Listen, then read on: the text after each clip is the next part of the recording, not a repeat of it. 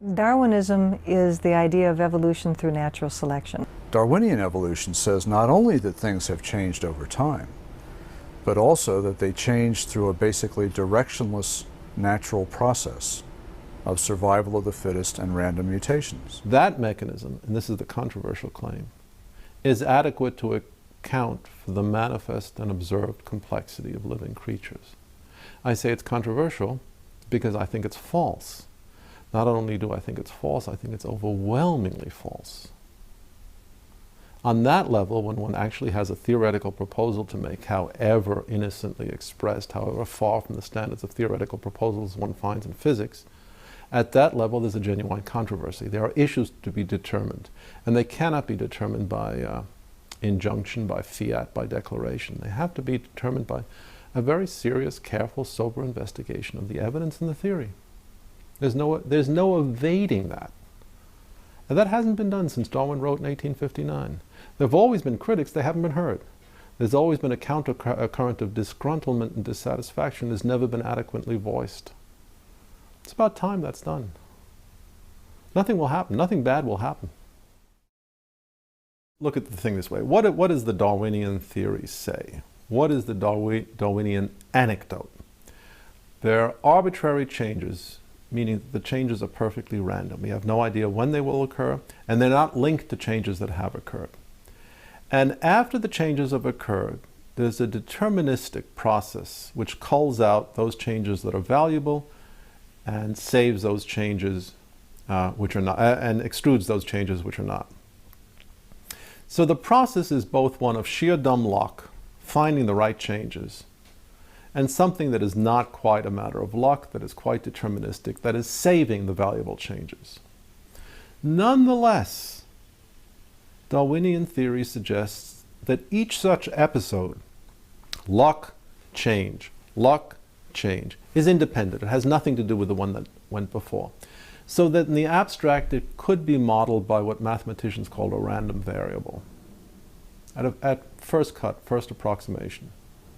When I talk about sheer dumb luck, I mean the amazing fact that these extraordinary, ineffably beautiful structures arise from what is at its heart a stochastic, that is to say, a random process.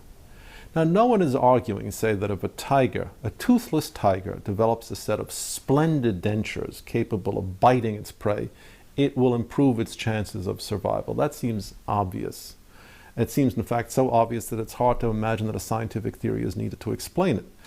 But the essential point is that the structure of the theory is arguably stochastic. Each event, each episode, each bright, bursting episode of change is independent of the one that went before and independent of the one that's going to come after. That's what I meant by sheer dumb luck. Microevolution would be small genetic changes that we can map in, say, the genome of an organism. Antibiotic resistance. An organism is sensitive to a drug. You put it under the influence of the drug in an environment where the drug is present, and mutations will, actually they're pre-existing in that population that provide resistance, spontaneous mutations. Those are small changes. We can actually define what those changes are at the nucleotide level. Macroevolution would be imparting large new strategies or packets of information to allow a single-celled organism to change into a multicellular organism or a different body plan. You could have a reptile changing into a bird. So fairly dramatic, multiple changes. Microevolution is what we can demonstrate in the laboratory in real time of organisms changing due to different environments. The extrapolation, to macroevolution is a quantum leap, and I don't know if it's legitimate. The interesting argument about the whale, which is a mammal after all, it belongs to the same group of organisms as a dog, a human being, a chimpanzee, or a tiger.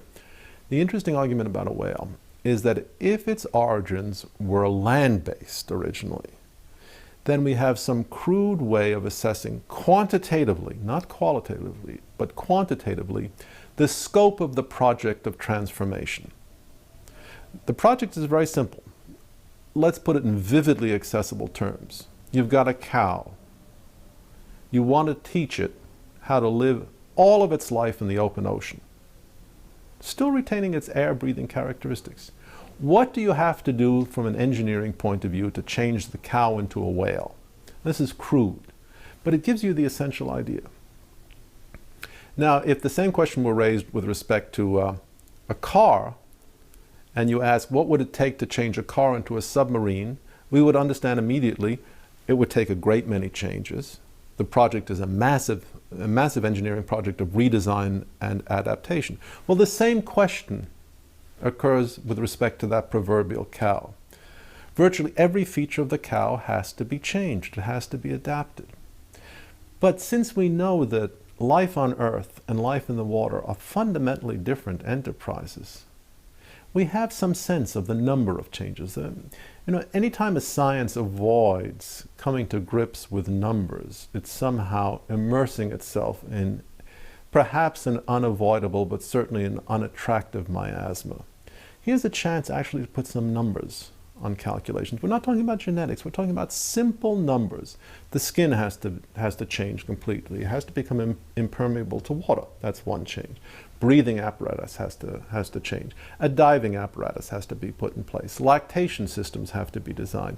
The eyes have to be protected. The hearing has to be altered. Salivary organs have to be changed. Feeding mechanisms have to be changed. After all, a cow eats grass, a whale doesn't. As I say, I've tried to do some of these calculations. The calculations are certainly not hard.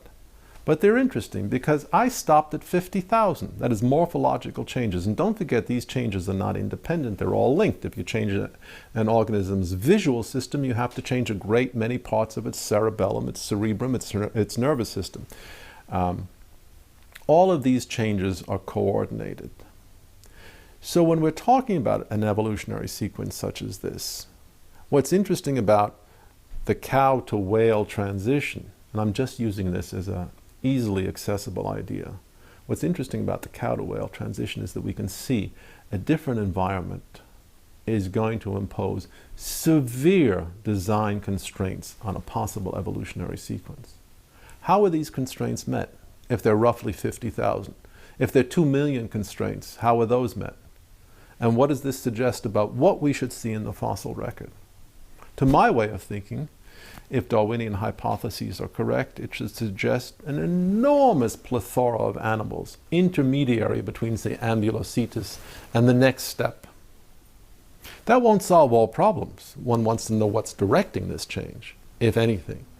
But at least it will put it in the ballpark of a quantitative estimate, which is hardly ever done.